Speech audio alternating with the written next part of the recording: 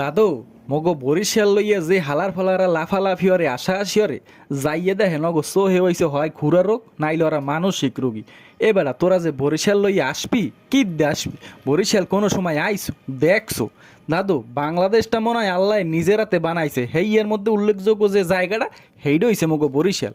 এখানের মাঠ ঘাট পট প্রান্তর কমে চাইবেন যেখানে চাইবেন, হেইয়ে দেখলি কলজেটা যায় ঠান্ডা হইয়া।